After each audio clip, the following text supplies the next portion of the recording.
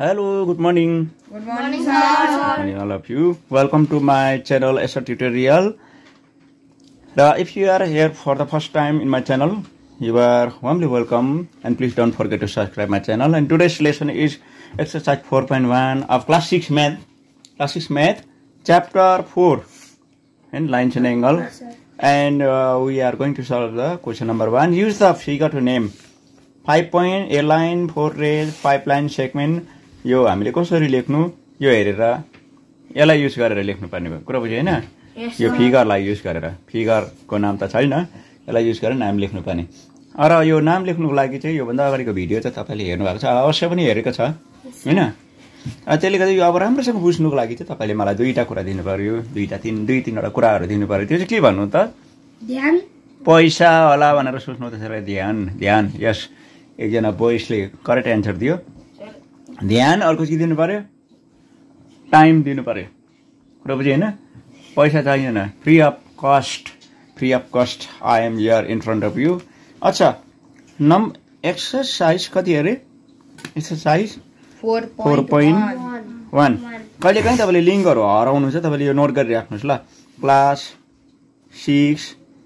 math chapter 4.Aser यो type गरेपछि टक्कै यही लेसन तपाईको अगाडि आउने छ र हुन्छ अच्छा use the figure to name 5 points को नाम नम्बर 1 हो म गरिदिन्दै छु यो फिगर देख्नु हुँदैछ होला यस सर के प्रब्लम छैन होला अब 5 पोइन्ट्स मा नाम पोइन्टहरु केले देखाउँछ अरे जहिले पनि क्यापिटल पोइन्टहरु केले देखाउँछ अरे क्यापिटल लेटर क ख हो नो सर डी अर्को ई यहाँ हेर्नु न पोइन्ट देख्दै छ यहाँनेरि यस सर ई डलो यो जतिमै पोइन्टहरु छ त्यसलाई चाहिँ हामीले क्यापिटल लेटरले देखाउनु पर्छ एक एकवटा पोइन्टको नाम हुन्छ जस्तो यहाँनेरि 5 वटा बोइस छ सबै बोइसको आफ्नो आफ्नो नाम छ त्यसरी नै ज्योमेट्रीमा एक एकवटा पोइन्टको नाम चाहिँ एउटा क्यापिटल लेटरले देखाउँछ कुरा बुझ्यो यस सर डी अर्को ई अर्को ओ अर्को बी एन सी पर्फेक्ट भन्दा नानीहरु त एकैछिनमा हो यहाँनिर भन्दा चाहिँ नम्बर बी को कुरा गरौँ ल लाइन भन्दा छैन लाइनको कुरा लाइनमा चाहिँ हेरौँ है त यहाँनिर देख्दैछ यस सर डीई एउटा लाइन डीई है यस सर एन्सर लेख्दिएको नि डीई लाइनको लागि चाहिँ जहिले पनि हामीले दुईटा पोइन्ट चाहिन्छ कुरा बुझ्यौ दुईटा पोइन्टले एउटा लाइन बनिन्छ कुरा बुझ्यौ ल लाइनको चाहिँ बोथ साइड यसरी एरो हुन्छ कुरा बुझ्यौ यी माथिबाट देख्दैछ ए लाइन डीई अन्त अर्को ईओ माथि ओसी यस ओसी लाइन हो ओ सी अर्को ओबी लाइन हो कमा मार्दिउँ कि ओबी अर्को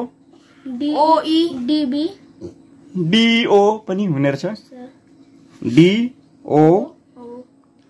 होइन र डीओ ओबी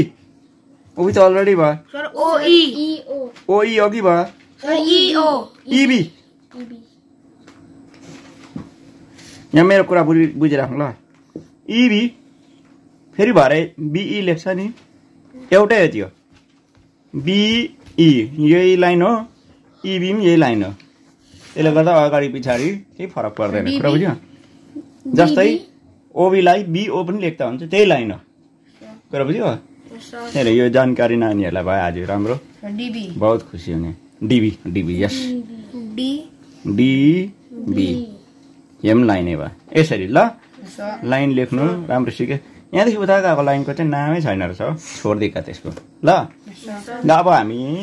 4 रेसको कुरा गरौँ नम्बर सी मा हैन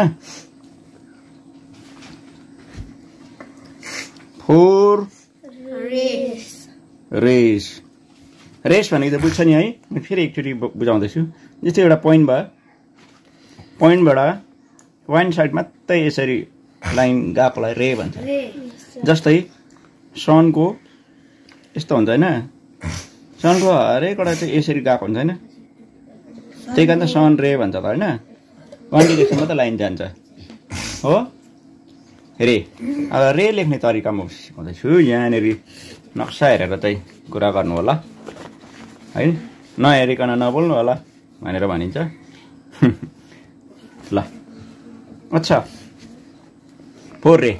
रे भनेको चाहिँ ओ देखि डी ओडी है ओडी एन्सर है यो चाहिँ ओडी अन्त रे चाहिँ यसरी लेख्नुहुन्छ वान साइडमा चाहिँ एरो बुझ्दैछ ओडी अन्त ओसी ओसी ओबी त्यहाँदेखि अर्को ओबी ओबी ओबी ओबी ओबी ओबी लास्ट एउटा रह्यो ओई ओई ओबी ओई पनि त हुन सक्छ ओबी ओसी ओडी ओई ओई सजिलो लाग्यो ओबी ओई है फोर रेसमा त 4टा पुग्यो है अब नम्बर डी को कुरा गरौँ नम्बर डी मा चाहिँ 5 लाइन सेगमेन्ट रहेछ 5 लाइन सेगमेन्ट अब लाइन सेगमेन्टको कुरा गरौँ लाइन सेगमेन्टमा जहिले पनि के हुन्छ भन्दाखेरि चाहिँ मैले बुझाउँदैछु ल लाइन सेगमेन्ट भने चाहिँ मैले एउटा लाइन ताने है यो एउटा लाइन भयो हैन अब अफलाइनमा यस्तो अनलाइनमा कस्तो हुन्छ होला हुन्छ नि यो एउटा लाइन भइगयो हैन तर यहाँ एउटा पोइन्ट लगाए फेरि पोइन्ट लगाएर लिमिट भयो नि त अब त हैन त्यसलाई चाहिँ लाइन सेगमेन्ट भन्छ त्यसो टुक्रा टुक्रा पारेपछि लाइन सेगमेन्ट हुन्छ सानो टुक्रा ठुलो टुक्रा हैन लामो टुक्रा छोटो टुक्रा जसरी भए पनि लिमिट छ लाइन सेगमेन्ट भयो कुरा बुझ्यो तर यो लाइन मात्रैको चाहिँ इन्फाइनाइटली लङ हुन्छ यसको विषयमा योभन्दा अगाडिको भिडियोमा वाक्कै लाग्ने गरी मैले भनेको छु हो र आज चाहिँ फटाफटी हाम्रो होमवर्क मात्रै गरौँ ल हैन 5 लाइन सेगमेन्ट भने चाहिँ हेऱ्यो भने चाहिँ यहाँसम्म पनि एउटा लाइन सेगमेन्ट हो एउटा भइहाले डिई है लाइन सेगमेन्टमा सायद यस्तो मात्रै होला यो हो कसरी डिई यता छेलियो है यताबाट गर्नु कुरा डिई कमा यो एन्सर हो डिई इओ इओ अर्को ओबी अर्को ओसी ओसी dB dB dB dB NDB dB इबी डीबी अब हेर्नु यहाँ 5वटा पुग्यो 1 2 3 4 5 लाइन सेगमेन्ट जसरी भए पनि एउटा लिमिट छ यतिको लामो भनेर थाहा हुन्छ नि त हैन लिमिट जसको छ सक्यो नि यो नम्बर डी सम्म यसरी नै बिस्तारै बिस्तारै यो लाइन साइन एङ्गलको आइडियाहरू सिक्दै गयो भनेदेखि हायर क्लासमा एकदमै साह्रो साह्रो छ नानीहरूले किन बेसी पढ्न सक्दैन त ठुलो ठुलो क्लासमा म्याथमेटिकमा किन फेल हुन्छ त भन्दाखेरि चाहिँ एउटा कारण चाहिँ यो लाइन साइन एङ्गल एकदमै साह्रो छ कुरा बुझ्यो जस्तो यसमा के भन्नु म्याथमेटिक्स जस्तो एडिसन सब्ट्र्याक्सनको कुरै आउँदैन यसमा हो त्यसले गर्दा शुभकामना छ नानीले आज राम्रोसँग सिकियो होला यस्तै होमवर्क म क्रिएट गरिदिँदैछु सल्भ गरेर ल्याउनु होला कुरो बुझ्यो अहिलेको लेसन राम्रो बुझ्नु भयो होला use the figure to name यो फिगर देख्नु हुँदैछ यो फिगर हेरेर अल द पोइन्ट्स जतिवटा पनि तपाईँले पोइन्ट देख्नुहुन्छ के गर्नु अरे लिस्ट आउट गर्नु पर्यो कुरा बुझ्यो त्यहाँबाट